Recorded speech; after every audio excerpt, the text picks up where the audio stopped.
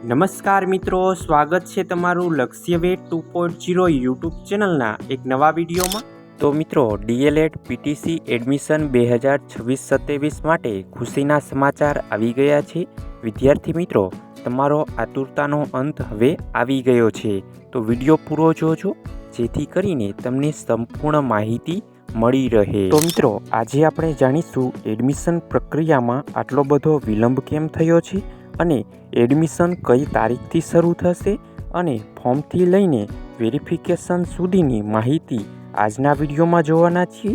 અને કોલેજની ફાળવણી અને મેરિટ સિસ્ટમ શું હોય છે તેની સંપૂર્ણ ચર્ચા આજના વિડીયોમાં કરવાના છીએ। તો મિત્રો, તમે આપણી યુટ્યુબ ચેનલ પર નવા હોય તો ચેનલને અત્યારે જ સબસ્ક્રાઈબ કરી દેજો જેથી કરીને તમને આવી જ ઉપયોગી માહિતી મળતી રહે। તો ચાલો મિત્રો, વિડીયોની શરૂઆત કરીએ। હવે મિત્રો, જાણી લઈએ એડમિશન પ્રક્રિયાને આટલો બધો વિલંબ કેમ થયો છે। તો મિત્રો, ઘણા વિદ્યાર્થીઓની માંગ હતી અને ઘણા મેસેજ પણ આવતા હતા, તેથી આ વિડીયો બનાવવામાં આવે છે। મિત્રો, નવી કોલેજો અને બેઠકોમાં વધારો થયો હોવાથી અને કેન્દ્રીકૃત ઓનલાઈન પ્રવેશ પ્રક્રિયામાં મિત્રો હવે સરકારની મંજૂરી મળી ગઈ છે, એટલે હવે ટૂંક જ સમયમાં જાહેરાત થવાની છે। આગળ મિત્રો, અગત્યની તારીખોની વાત કરીએ તો સૌપ્રથમ સમાચાર પત્રોમાં જાહેરાત આવશે, પછી જ એડમિશન પ્રક્રિયા શરૂ થશે।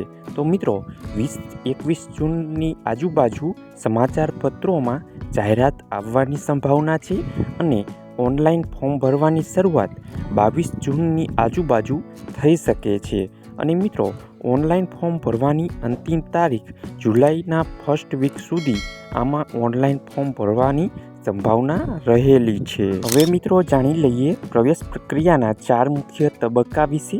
તો સૌપ્રથમ તમારે ઓનલાઈન ફોર્મ અને ફી ભરવાની રહેશે, પછી તમારે ડેટ ખાતે વેરિફિકેશન કરવાનું રહેશે અને પછી તમારે કોલેજની પસંદગી કરવાની રહેશે અને અંતે મેરિટ અને કોલેજની ફાળવણી કરવામાં આવશે। હવે મિત્રો, સૌપ્રથમ તબક્કાની વાત કરીએ તો ઓનલાઈન ફોર્મ અને ડોક્યુમેન્ટ અપલોડ કરવાના છે, જેમાં નક્કી કરેલા પોર્ટલ પર માહિતી ભરવાની રહેશે અને ઓનલાઈન ફોર્મ અને ફી જમા કરવાની રહેશે અને તમામ જરૂરી ડોક્યુમેન્ટ સ્કેન કરી અપલોડ કરવાના રહેશે। હવે મિત્રો, બીજો તબક્કો છે ફરજિયાત અને ઓફલાઈન વેરિફિકેશન। તો મિત્રો, ઓનલાઈન ફોર્મ ભર્યા પછી તમામ અસલ ડોક્યુમેન્ટ્સ અને તેની ઝેરોક્સ નકલ સાથે રાખવાની રહેશે અને તમારા જિલ્લાની ડેટ કોલેજ ખાતે રૂબરૂ જઈને ડોક્યુમેન્ટ વેરિફિકેશન કરાવવું ફરજિયાત રાખવામાં આવેલું છે। હવે મિત્રો, મેરિટ અને તમારી પસંદગીની વાત કરીએ તો ધોરણ 12ના માર્ક્સના આધારે પરિણામના આધારે તમારું મેરિટ બનશે અને તમને ઓનલાઈન વેબસાઇટ પર કોલેજનું લિસ્ટ જોવા મળશે। તમારી પસંદ થયેલ પ્રથમ પસંદગી અને મેરિટના આધારે કોલેજ ફાળવવામાં આવશે। આગળ મિત્રો, ચોથો તબક્કો છે કોલેજ ફાળવણી પછી શું કરવું। તો મિત્રો, સરકારી કોલેજ માટે ફાળવણી થાય તો સીધા કોલેજ પર જઈને ડોક્યુમેન્ટ જમા કરવાના છે અને પ્રાઇવેટ કોલેજની વાત કરીએ તો ફાળવણી થાય તો કોલેજ પર જઈને નિયત ફી ભરવાની રહેશે। મિત્રો, તમારો પ્રથમ રાઉન્ડમાં વારો ન આવે તો તમારે ચિંતા કરવાની જરૂર નથી। મેરિટના 3 તબક્કા પડશે, જેમાં એડમિશન પ્રક્રિયામાં 3 અલગ અલગ તબક્કામાં તમારું સિલેક્શન થશે। જો પ્રથમ રાઉન્ડમાં મનપસંદ કોલેજ ન મળે તો આગામી રાઉન્ડમાં તમને ફરી તક મળશે। તો મિત્રો, આ હતી આજની માહિતી। આવી જ અવનવી માહિતી જાણવા માટે આપણી યુટ્યુબ ચેનલને અત્યારે જ સબસ્ક્રાઈબ કરી લેજો અને નવી અપડેટ PDF મટીરિયલ માટે આપણી ટેલિગ્રામ ચેનલ અને વોટ્સએપ ચેનલમાં જોડાઈ જાઓ।